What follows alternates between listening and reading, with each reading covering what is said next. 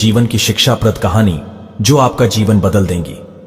दोस्तों, एक बार गौतम बुद्ध को एक सभा में भाषण करना था और जब सभा का समय हुआ तब बुद्ध वहां आए और बिना कुछ बोले ही वहां से चले गए।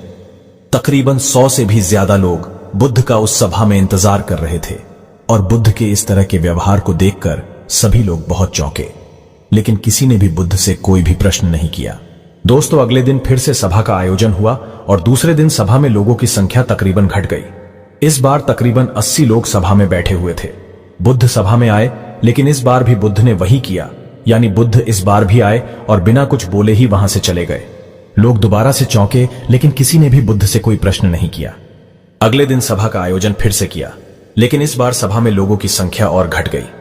इस बार सभा में केवल 50 लोग ही आए हुए थे। बुद्ध सभा में फिर से आए और उन्होंने इधर उधर देखा और बिना कुछ बोले ही सभा से चले गए।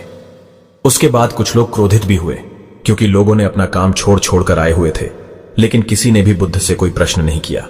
अगले दिन फिर से सभा का आयोजन हुआ, लेकिन इस बार सभा की संख्या और ज्यादा घट गई थी, यानी इस बार सभा में सिर्फ 30 लोग ही थे। फिर उसके बाद बुद्ध सभा में आए, मुस्कुराए और फिर से बुद्ध ने वही किया, यानी बिना कुछ बोले ही वहां से चले गए। इस बार भी लोग बहुत क्रोधित हुए और इस बार लोगों ने पीछे से कुछ कहा भी और बड़बड़ाए भी, लेकिन बुद्ध ने उनके किसी भी प्रश्न का उत्तर नहीं दिया। दोस्तों, अगले दिन फिर से सभा का आयोजन हुआ और इस बार लोगों की संख्या बहुत ज्यादा घट गई थी, यानी इस बार सभा में कुल मिलाकर 15 लोग ही आए हुए थे। इस बार भी बुद्ध सभा में आए, लेकिन इस बार बुद्ध अपना आसन ग्रहण कर लेते हैं। फिर बुद्ध बोले और बुद्ध ने उन 15 लोगों को उपदेश दिया और वे 15 लोग ही बुद्ध के भिक्षु बन गए और आगे चलकर उन 15 लोगों ने ही बुद्ध के ज्ञान को अलग अलग दिशाओं में फैला दिया। फिर एक दिन बुद्ध से किसी ने पूछा कि बुद्ध, आप कई दिनों तक बिना बोले ही सभा से क्यों चले जाते थे? फिर बुद्ध कहते हैं कि मैं उन लोगों को खोज रहा था जो लायक थे, यानी कि पहले दिन 100 से भी ज्यादा लोग आए हुए थे, उसमें से ज्यादातर लोग सिर्फ आए हुए थे। उन्हें मेरे उपदेश से कोई भी मतलब नहीं था, वे बस आ गए थे। और उसमें से ज्यादातर लोग सिर्फ देखने और सुनने आए हुए थे कि सभा में क्या होता है। वे मेरे काम के लोग नहीं थे, क्योंकि वे लोग मेरे ज्ञान को औरों तक नहीं पहुंचा सकते थे। मुझे तो उन लोगों की खोज थी जो मेरे ज्ञान को जन जन तक पहुंचा सके। कई दिनों तक सभा से बिना बोले ही मैं इसीलिए चला गया, क्योंकि मैं यह देखना चाहता था कि वे कौन लोग हैं जिनके भीतर वास्तव में प्यास है।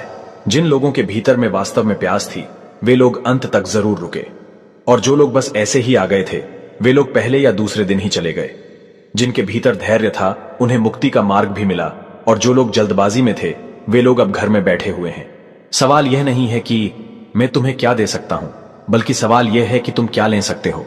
तुम्हारा पात्र कितना बड़ा है और कितने के तुम हकदार हो। जितने के तुम हकदार हो, उससे ज्यादा तुम्हें नहीं मिलेगा। फिर वह व्यक्ति बुद्ध से पूछता है कि बुद्ध लायक कैसे बने? फिर बुद्ध कहते हैं कि धैर्य के द्वारा जिस व्यक्ति के अंदर धैर्य है, वह अपने जीवन में कुछ भी पा सकता है। सभा में जितने भी लोग आए हुए थे, और उसमें से अंत तक वही रुके जिनके अंदर धैर्य था।